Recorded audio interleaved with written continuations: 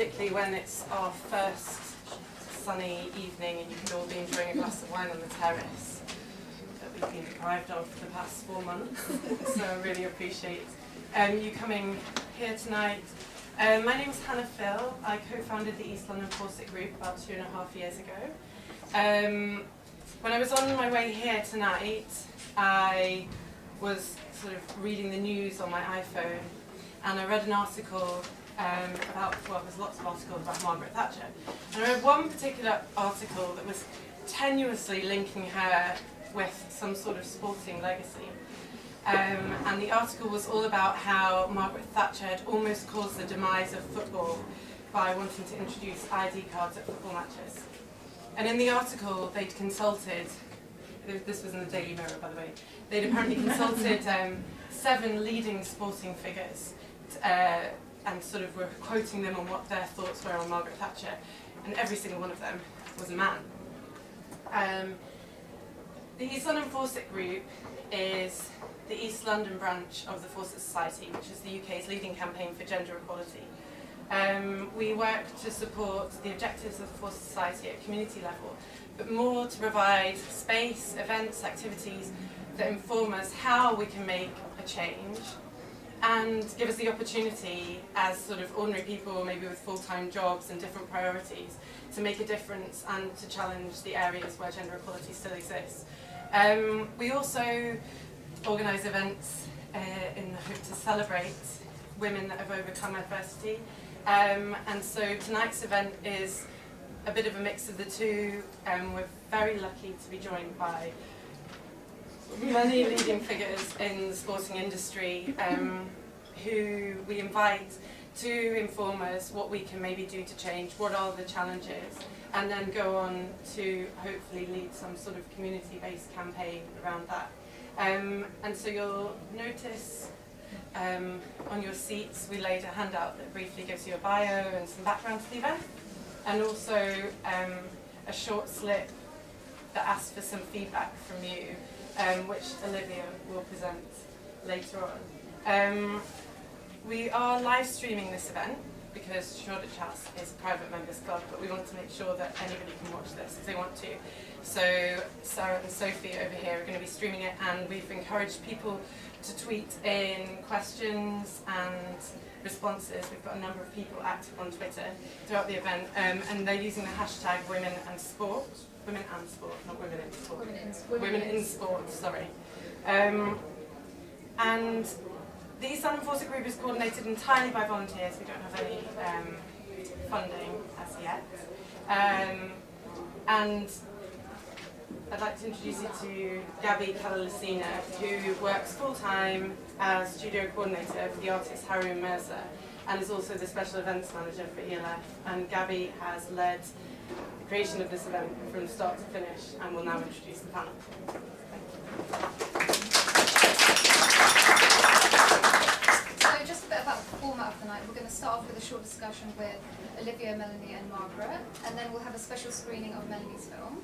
After which we'll have a long discussion with the panellists who we'll introduce afterwards. And we'll have loads of time for question and answer at the end as well. So, Olivia Minoru is a community facilitator and project manager in the humanitarian aid sector. This year she co-founded Story Spider with Melanie Brown, and they are currently working on their first documentary, Unladylike, which aims to explore women's boxing in the UK. She's also a carded boxer. Margaret Pope has been personal trainer in London for almost 15 years, and set up Body Studio in Shoreditch 5 years ago. In November 2012, Margaret founded the Women in Sport Foundation to help women in the most marginalised countries to compete in the sport they love. On this panel we also have Melanie Brown, who is a freelance multimedia journalist and photographer, who, as I mentioned, co-founded Story Spider with Olivia, who they'll tell you more about that later. Melanie has a background in international development and has documented extensively issues of human rights, poverty and social justice. We'll be screening Melanie's film entitled Fighting for Peace, Cabal's Female Boxers. So thank you.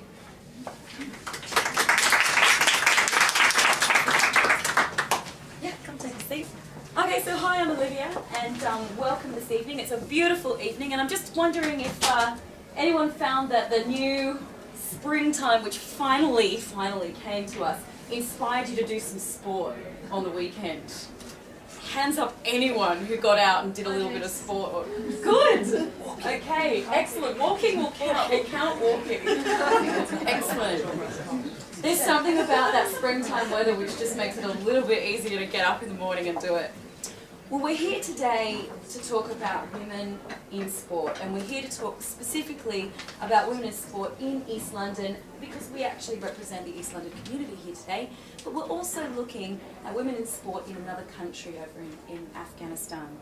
So we're going to show a little bit of Melanie's film, which will give us a little snapshot of what it's like being a boxer in Afghanistan and some of the challenges, but also some of the triumphs that come from that journey.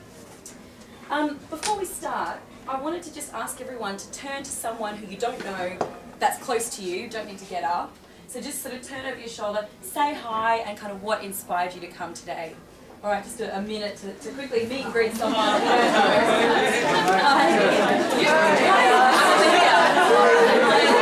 being recorded right now. What inspired you to go?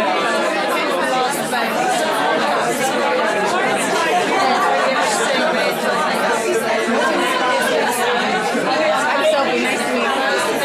I'm helping film it, so I mean I'm just influencing women empowerment in general. No, I'm studying military, so I watch online. Are you the one that was the media one or the art one? Oh, what is sport? Right. Are you involved with sports? Are you involved with particular? Oh,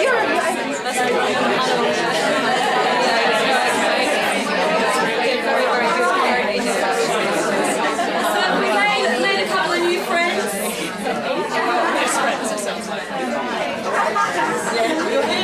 You're here. We made a couple of new friends, I hope.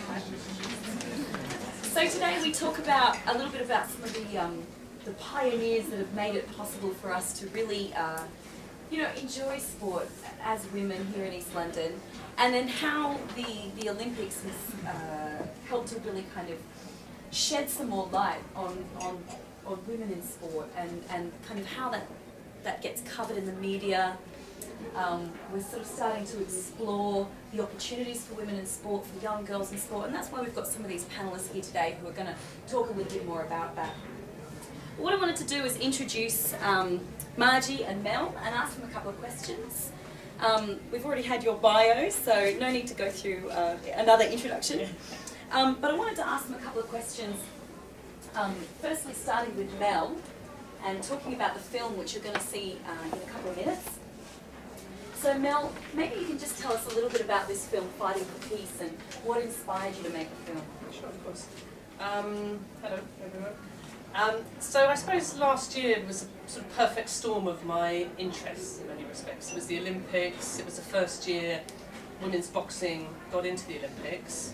I used to work for NGOs, and I worked for an Afghan NGO for many years, and I always had an eye out on any sort of positive stories coming from there, especially on women's issues, and also around sport, because there isn't a lot of positive coverage of the country, but occasionally you hear really lovely stories that come through sport and the sort of underdog doing amazingly well. And I heard there was this girl called Sadaf who was supposed to come to the Olympics and box for Afghanistan, and I thought, this is an amazing story.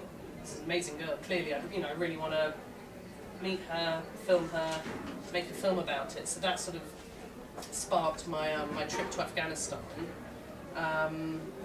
Sadly, she didn't make it over to England for various reasons that we'll sort of find out about in the film. But that was really how I sort of came to do the film. And why do you think it was important to tell Sadaf's story and the story of the other boxers? I think because women like them need to be celebrated and supported, really. It's not an easy country to do sports in at all. Certainly not an easy country to do boxing in.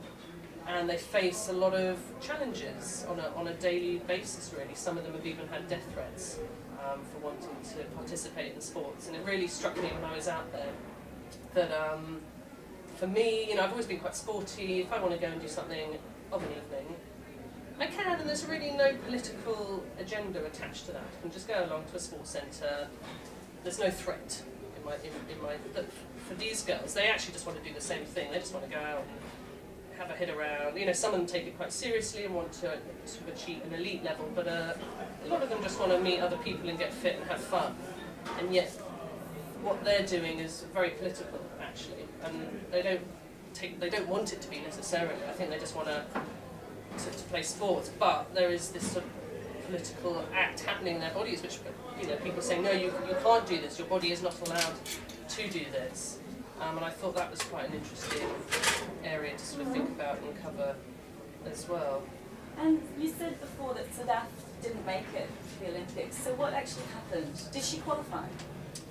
She got what's known as a wild card, and because she didn't win enough, you know, didn't get high enough in competitions, and that's how, you know, the main route into the Olympics. But every sport has a few wild cards that they give to people who show a lot of potential, who come from particularly, you know, countries that have a lot of difficulties, and so she'd been, you know, everyone was saying, right, you know, you'll get the card, and then she went for a big competition just before then. And I think they put her with a very high-seeded boxer, and she got absolutely pummeled, and they had to stop the match. So that's one answer. But if you ask her coach, he was saying actually it's all to do with corruption in Afghanistan, which is quite possible as well. So it's a bit of a murky known unknown, really. We don't really know the full answer. I've seen the film, and I don't want to give too much away, but I do know that. One thing that comes through strongly is that there's a sort of mixed public reaction, and she is actually quite well known. And that, I think, when you see the film, I found that quite surprising. She's on billboards and things, it's quite public. So can you explain a little bit more about how the public in Afghanistan perceive women's boxing, and particularly at the elite level?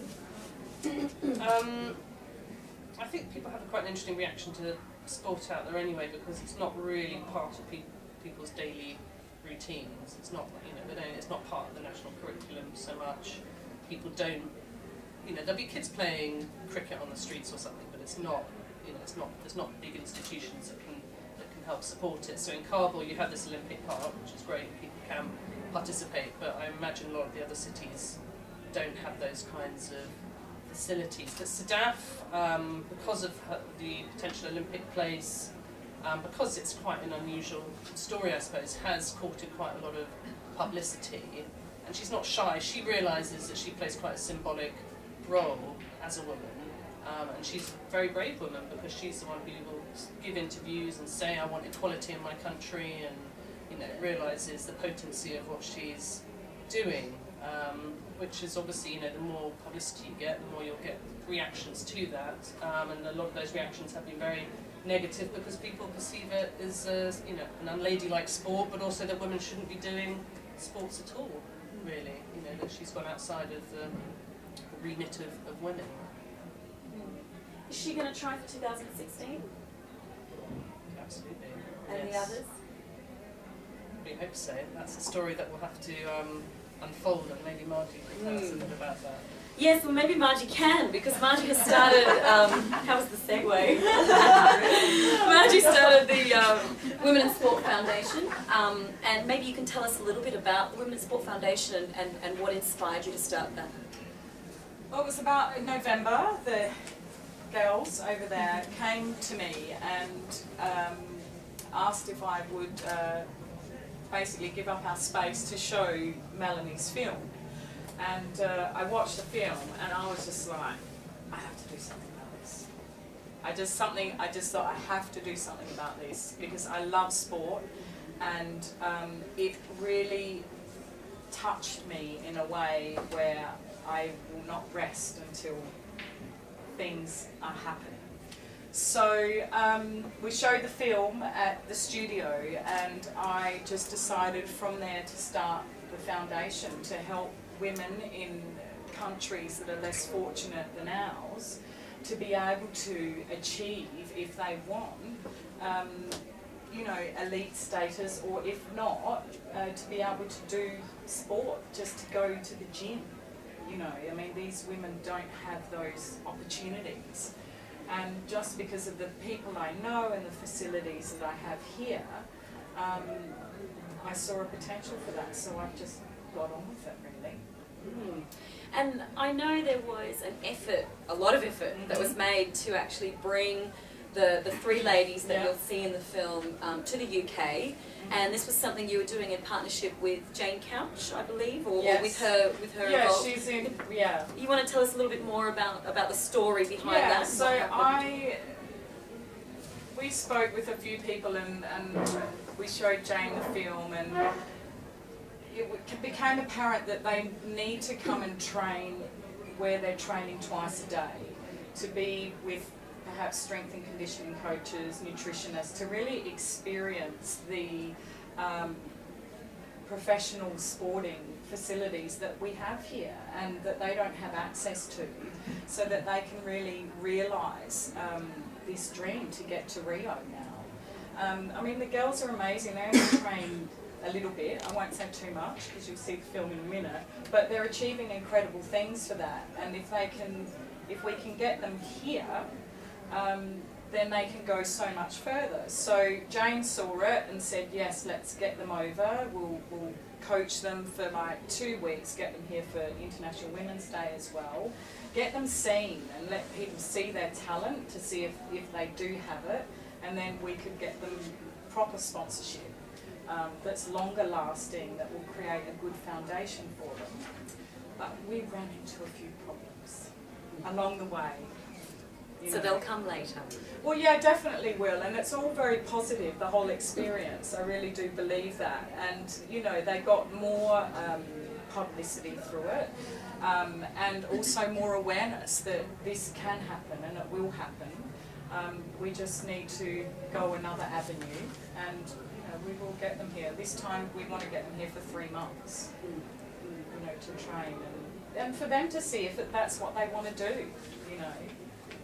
Yeah.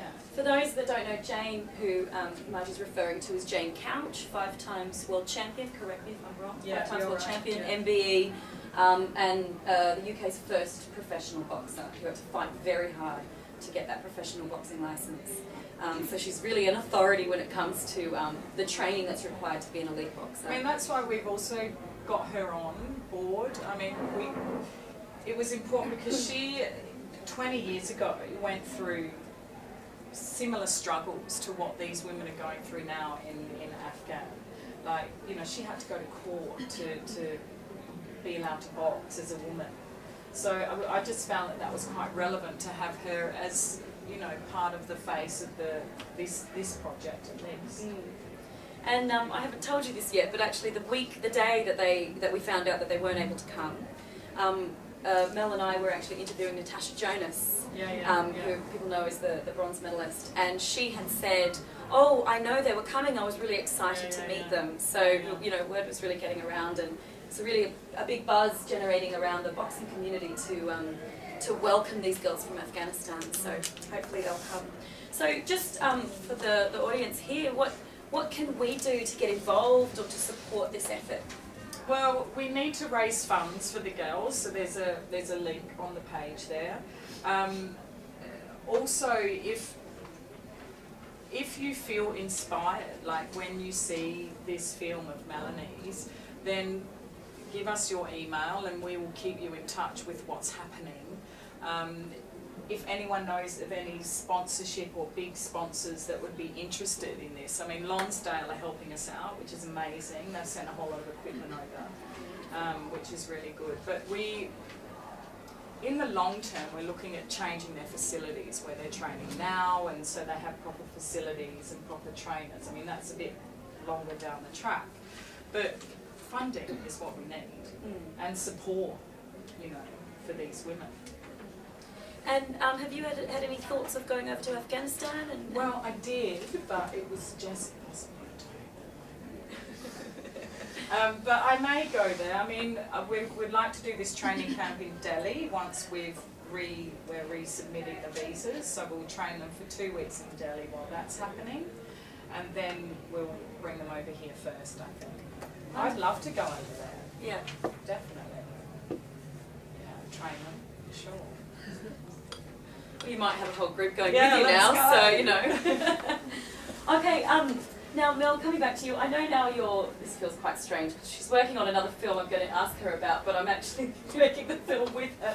So we are together working on another film. It's a film called Unladylike, and I'm going to put you on the spot and ask you to share a little bit about the film Unladylike.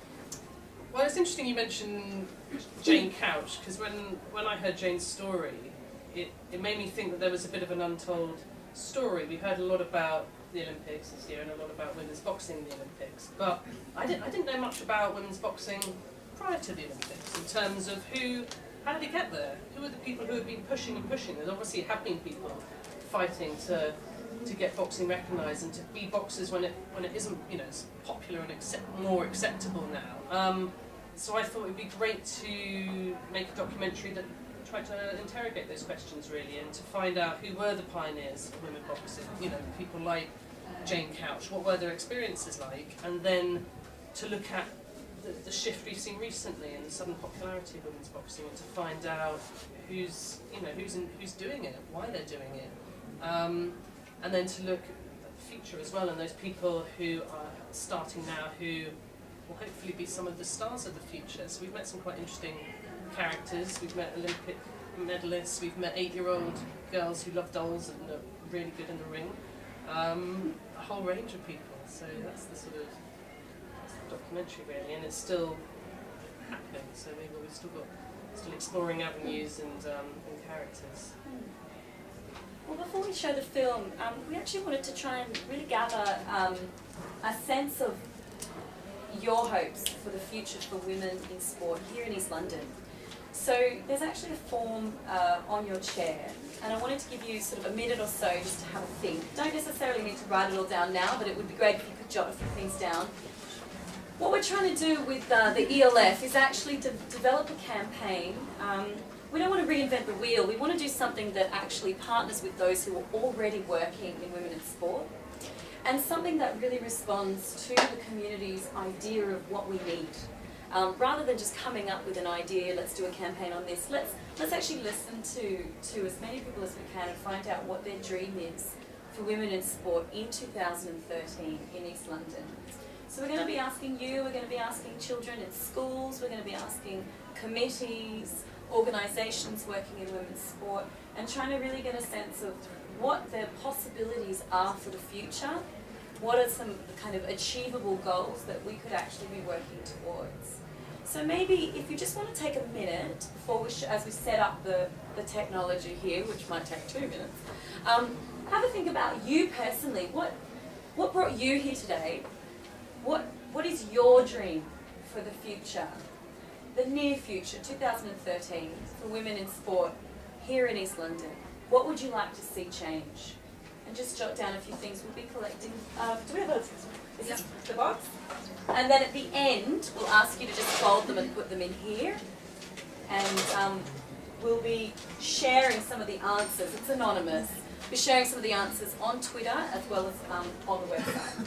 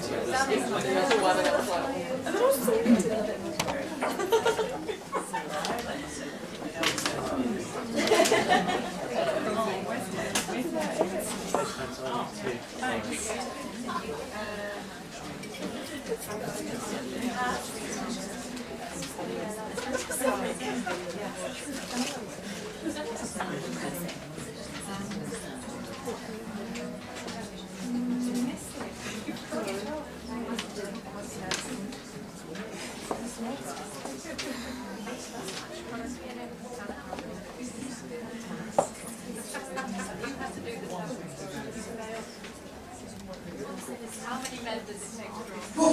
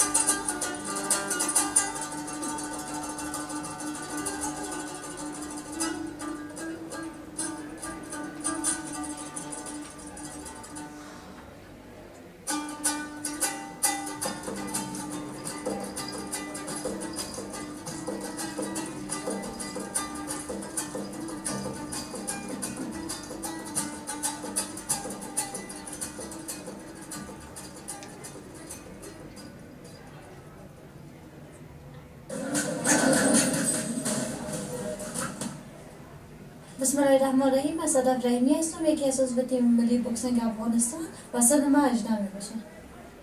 فامیل خودم اول دفعه اول که سال اول بود که ما تیم بوکس ایجاد کردیم تشویق میکرد. پدرجانم تشویق نمیکرد اما مادرجانم زیاد تشویق میکرد. بعد از او خالیم چرا فامیل یعنی از خیش قوم وای تشویق نمیکرد، میگفتن چرا دختر بره بوکس بدن. حتی همسایه ما میگفتن بچی تو ماندی 3 تا دختر تا رشته بوکس پیش برن. اما حالا تمام فامیل خودم تشویق میکنم، اما مردم بعضی هستن که میگن چرا شما رشته بوکس پیش میبرید.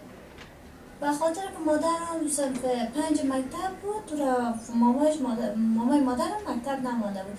اما مادرم گفته که من اگه صاحب دختر شدم یک بچه، من دخترم میمانم درس بخوانم و بتان در پای خود استاد شوم.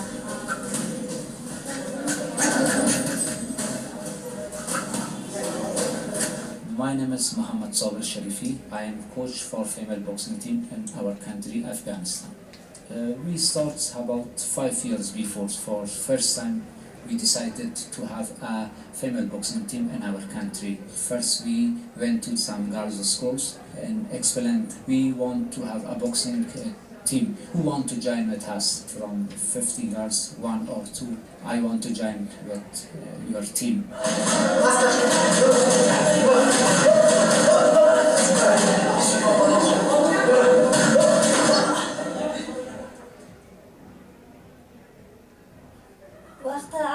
دفعه اول ما در اینجا داخل میشدیم وقتی که تنها می بود، یک رقم ترسناک بود. فکر میکردیم که آدم ها نمیشه حتما کشته میشه. ما در دوران نبودیم ایران بریم اما قصهش شنیدیم. یعنی در تشنه ما که میرفتیم باز یک هم دفعه آدم که تنها باشه یک رقم مادرم ازش میترسه، ترسناک است. من زمانی که اولین بار در افغانستان دستکش بوکس پوشیدم یه احساس داشتم که بتونم در کشور یعنی مسابقاتی که در افغانستان اول جریان داره در اوج اول شد و بتونم در کشورهای دیگه بتونم در دیگه کشورها برم مسابقه بتونم و افتخار به کشور خود کسب کنم. وقتی من سفرهای خارجی رفتم در اونجا که ما تمرین میکردیم، کسایی که تجربهشان بالاتر است نسبت اونجا میامدن به من کمک میکردن، حتی دندان یا محافظ دندان و کلاه یار به من میپوشاندن، باز در این بالا میکردن. وقتی من وارد پرسان میکردم که شما چی رقم تمرین میکنید و میگفتم ما 2 تایم تمرین داریم. اما را که پرسان میکردم من میگفتم تایم فقط 2 ساعت است، و هم در هفته 3 روز ما تمرین داریم 2 ساعت. بسیار خنده میکرد، به او جالب بود که چطور یک دختر افغان که در هفته 3 روز تمرین میکنه بازا این تانست در این مسابقات شرکت کنن. یعنی تمرینات از او بسیار سطح سویشان بالاست و با یک روحیه قوی میتونن در مسابقات بیان. در افغانستان امکاناتش کمتر است نسبت به خارج. همیان من هیچ کس در افغانستان نمیشناسه. وقتی که یعنی به نظر من عالی یک نمونه شده در بین افغانستان، یعنی یک دختری هستم که برای شناخته شده این واله به خاطر 2012 من بسیار مشهور شده بودم، اما بین مردم افغانستان بی تفاوت است.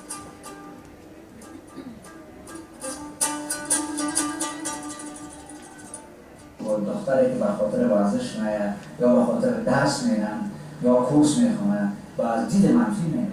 جهان رو فکر کنیم خواهد بود ایران میمونه که یک کشور جمع زدی سنتی که خانه من نمیمونه که کت چادری بسته کرده فقط رو چی است. این یک دختر باید بوکس نمام قهرمان شده مدال بگیرن و تا سطح المپیک جان برد. این بیخی یک چیز هیجان‌انگیز برد. اینا کسایی هستند که از زمانی که بوکس میکنن اینا چندین بار فامیلشان خودشان تحت مشکلات قرار داشتن، تهدید شدن، اما اینا حیثیت افغانستان و آبی افغانستان رو نگاه کردن، اما قدر عزت مورد این مملکت ندارن. کسایی رفتن در المپیک لندن که اونا قدرت دارن، تفنگیستن و دار هستن.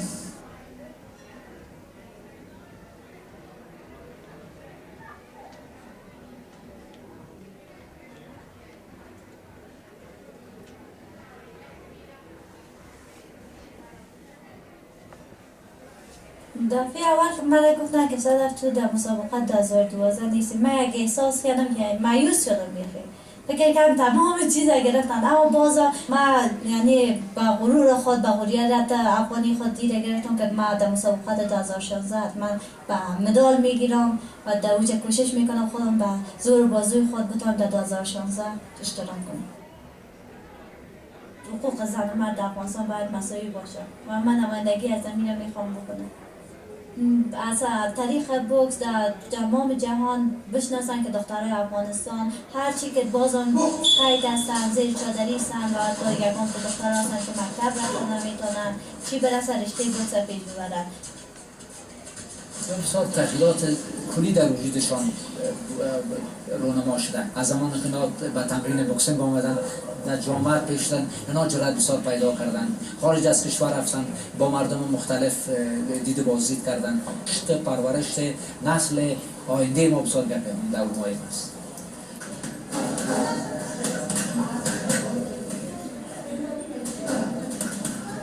اسم من حلیمه سادات است. من تقریبا 16 سال هستم. 5 ماه میشه که من در بوکس میایم، یعنی رشته بوکس گرفتم. سر احساس خوب میکنم که من میایم در بوکس میکنم، بالاخره در بوکسر تبدیل میشم و کوشش میکنم که تقریبا به من بسیار افتخار کلان است. خب تمامش خوب است که همراه دوستای ما باشیم، لباسای ورزشی بپوشیم، بوکس کنیم، همراه ترینر خود باشیم. خب این کلش به من کلش خوشم میاد. بس زیادتر به این خوشم میاد که یک مش زن خوب باشم.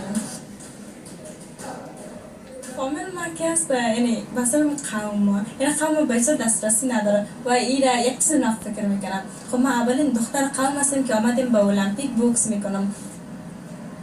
و بیادر من نایفهمه، مطمئنا اگر بگویم باز خبر میشه شاید ممانعت کنن. بعضی هستن که بسیار یک دست کم میگیرن ورزشه، وقتی که اگر بیاید صحیح تمرین کنن میفهمن. خب اونا کسایی هستن که ارزش زندگی رو نمیفهمن. زندگی ورزش بسیار مهم است، هم به خود صحتش، هم به وطنش، به تمام جهان خوب هستن. بعضیا میگن که دختر باید از خانه خود نبراید. یعنی چرا نبراید؟ اگه دختر بگه مکتب نخوانن، کورس نرن، ورزش خب بسیار درستن که قطعی بچه ها بیاین چیز کنن. خب اینا کلشان میفهمن. بعضیا میگن که دختر که بیرون رفت دیگه خلاص میشه، دیگه در خانه سرتایی نمیداشته باشه. خب اینا کلشان غلط میباشن. یک دختر که عقل منطق داشته باشه، هم در بیرون خوب است، هم در خانه، هم در جامعه، در تمام جای.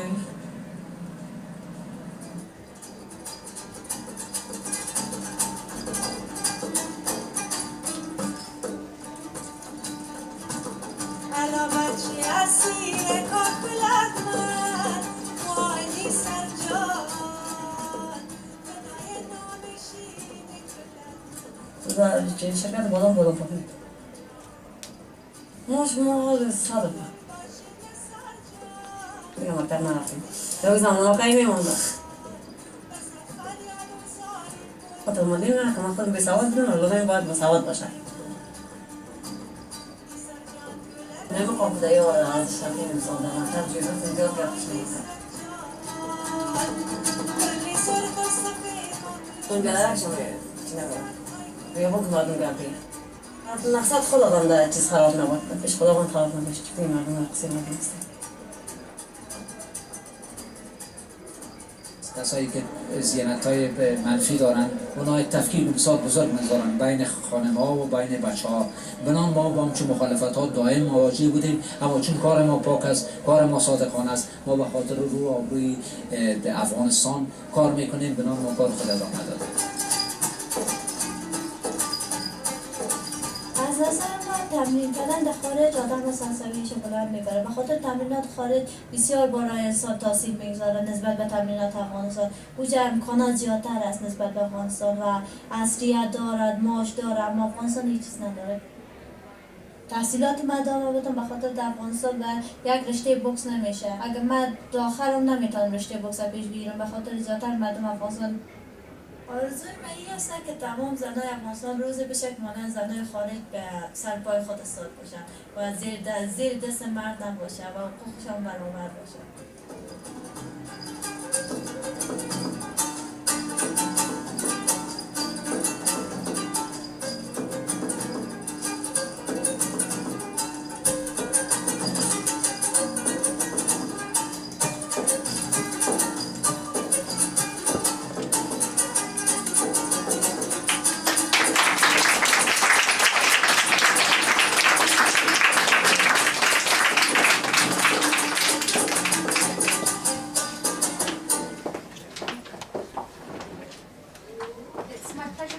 invite the panelists to take a seat and introduce them.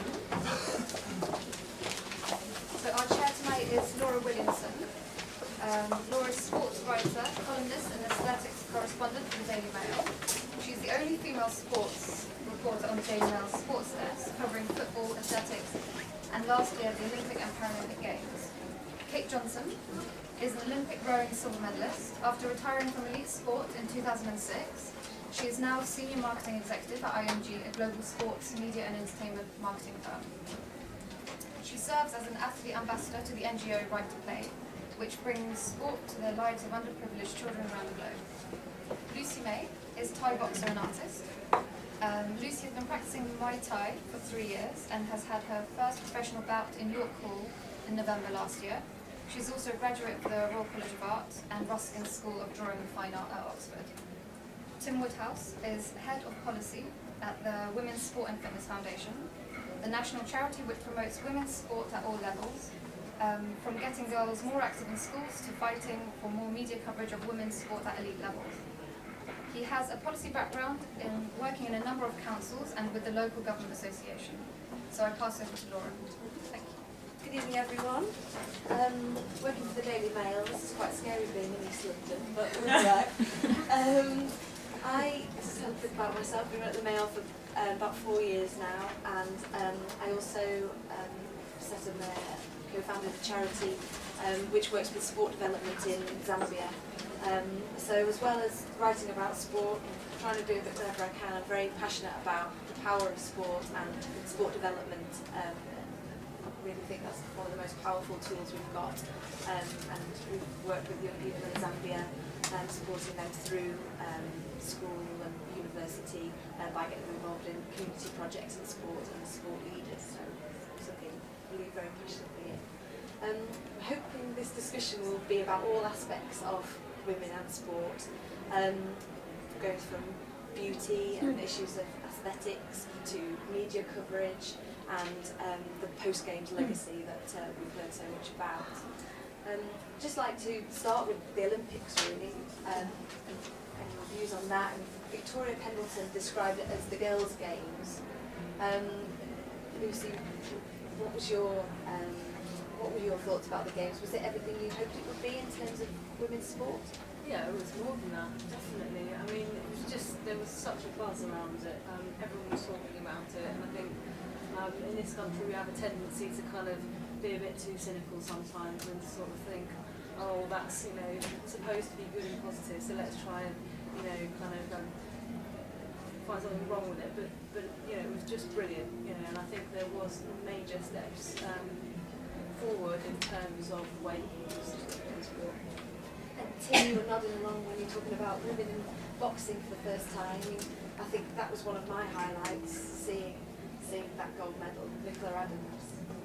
Definitely, it was an issue that we as a charity had campaigned on for going back 3 or 4 years prior to the games to try and get boxing included into the Olympic programme. It was it was the last sport into the summer Olympic programme to be opened up to women.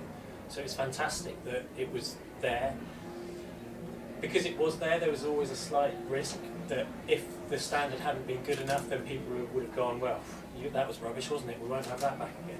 So it was fantastic to see the likes of Nicola Adams and Katie Taylor coming over from Ireland with such passionate fans and really kind of shook up the boxing at the Olympics. And it was fantastic to see that the quality was there, but also that the public reacted to it so fantastically and really took the women to heart. The fact that Nicola Adams kind of won and is such a fantastic role model, such a great personality to have, and as an ambassador for women's boxing going forwards to Rio, it couldn't have been better. But to be fair, that was mirrored in virtually every sport. It was such a great games. The fact that Britain won so many medals and so many of our sportswomen did so fantastically was fantastic. And even in sports where we didn't win medals, such as football, the GB team beat Brazil at Wembley in front of 70,000 people. For women's football, that's huge. And although they didn't follow it up with a medal, which actually is pretty gutting and pretty unforgivable almost, but it's a fantastic opportunity for women's football to go on from there and use the Olympic platform as a real stepping stone to more regular and sustained profile. we'll come back to women's football because that's a really interesting topic. But we do have an Olympic silver medalist in our midst. So, what were your perspectives, particularly with the rowing aspect? Well, I'm involved in the Olympics on the marketing side of things as well. So I think for me, these games, I was at the Beijing Games, working at those games, in the Vancouver Games, working there. And then with the London Games, the thing that was so interesting being here for the 2 years in the lead up to, and then with the tone that Jacques Rogue set during the opening ceremony speech where he acknowledged that this really was the Women's Olympics. It was the first time where every single country had a female athlete representing the country. I mean, it was the first time ever. And then what I thought was so neat was that as a host country, once the IOC president sets that tone as these are the Women's Games, for then the UK to back that up with these amazing individual female performances, for the first gold medal to be won by women on the Olympic rowing course, was just awesome. I mean, it set the tone. And then what was so neat is, globally, you had these stories coming out of really female stories coming out of the games that were phenomenal and that I think really have gained traction in their own countries. And after the games, being described as the girly games, if you like, the girls' games, were you, Lucy, were you surprised that, I think there's been a real drop-off even from then in terms of coverage and talking about women's sport.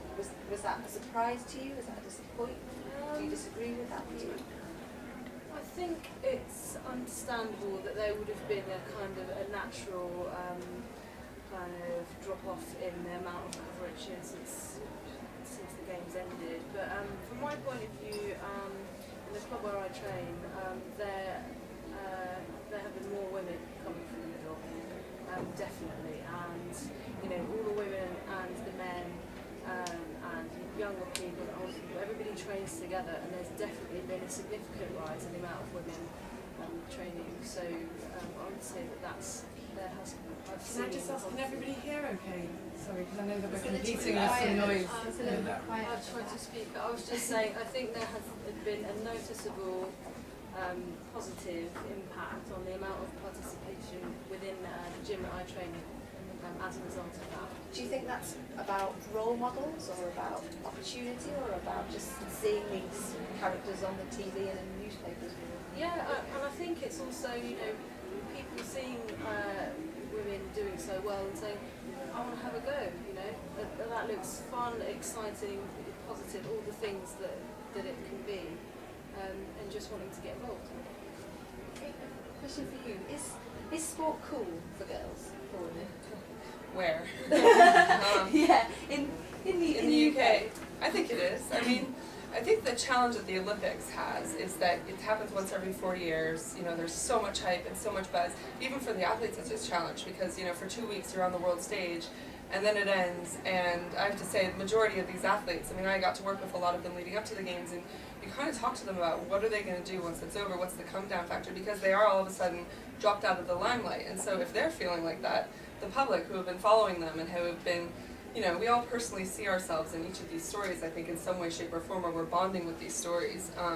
For those to then just go quiet and really for there not to be a follow-up, that's the struggle, is that there is no media follow-up. There's no, what is Jess Ennis up to now other than appearing in a Santander commercial, She's getting married, but it's kind of, I think it's making sure that those visible profiles that we held as heroines during these games are we're still able to see them, we're still able to have touch with them, and I put that solely on the media to have to lead that charge. It's football, it's rugby, it's, we go right back into our norms. And I didn't answer your question at all, but yeah. well, let's talk about the media, because it's a bit the elephant in the room, I suppose. Yeah. Tim, would you agree that it's the media's responsibility to get these women on our screens and in the newspaper? No, not entirely, although the fact that there is such poor media profile for women's sport, aside from the Olympics and Paralympics, is one of the key, if not the key issue. So we do surveys all the time and research all the time, and outside the Olympic years, women's sport accounts for about 5% of sports media coverage, so it's pitiful, really. But would I blame that entirely at the media and the likes of you? No, because it's got to be partnerships. It's got to be partnerships with the governing bodies of the sports, with the international federations, to actually produce the content, to produce the tournaments, to have competitions which allow the likes of Jess Ennis to do her stuff. Cycling is one of the few sports that has world championships every year, and so it's one of the few sports that is getting more attention now on the likes of BBC. They covered the track world championships a few months ago. And having regular competitions that the media can cover of a standard which are exciting to the public and people care about, that's not the media's job to put on those events. That's the governing bodies of sport, that's the sportswomen's agents and representatives to ensure that the competitions are there. And then fundamentally it's down to us to actually watch them when the opportunities arise, because there have been opportunities since the Games and they have not always been, the stadiums haven't been full, and you mentioned women's football, that's a great case in point. That sometimes the events are there, the media's there, but actually the public don't seem to be interested in it. So it's a vicious circle that needs the agents to really push it, it needs the broadcasters, it needs the print press, but fundamentally it also needs the federations and the governing bodies of sport to actually make the competitions happen.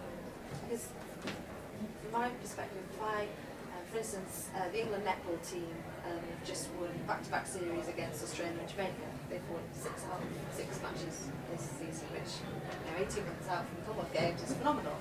Can I do a story on it? No one's interested. That's the response I get. So I suppose the question to the panel is there genuine, tangible interest out there to watch, read about, devour women's sport?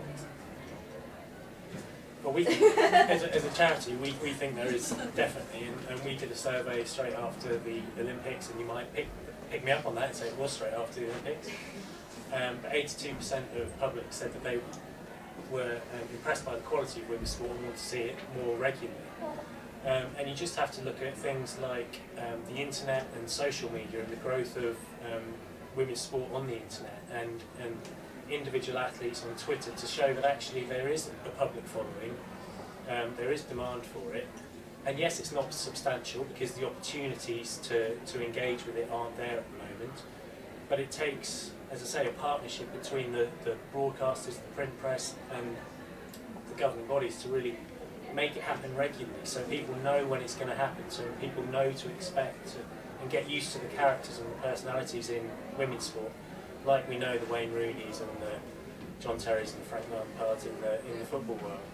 Yeah, it's definitely a conversation, I think, that has to be had, because actually there are events happening all the time. I mean, most Olympic sports have world championships every single summer. There's World Cup seasons leading up to.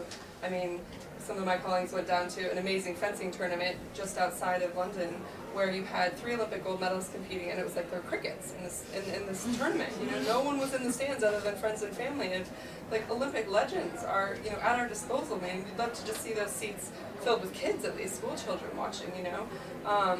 But I do agree, I think there's like a parallel that there has to be a conversation on how to make it interesting and digestible, because you kind of can't force feed something that doesn't come naturally. I mean, in the United States, the WNBA, the women's NBA, really struggles to get viewership. I mean, and they've got money behind them, and these women are getting paid to play professional basketball. And you think if they're not succeeding, you know, if they're really struggling to still get numbers and or you know, have the NBA to kind of follow on the back of a little bit, there's something else gripping them. And I don't know that. I mean, I'm not a media expert, but I think there's something about how people consume women's sports versus how we consume men's sports that's quite different. You know, and the personal interest stories and the, you know, what it is that draws us to women's sports is different. You know, in some ways. There's an England netball player called Tamsin Greenway, and she went to play in the Australia-New Zealand League. And the first time she did a media interview after a match, they just asked her about the match. They didn't ask her about working as a PE teacher and having to fit training in around this, or whether she had a boyfriend or any of that. They just asked about the match. And that is such a different outlook, because if I get to interview a women's footballer, it's always I have to do the background stuff and bring the personalities forward. So it sounds like that's making these people known is something that's still really important. I would agree. I think that is the really positive aim, is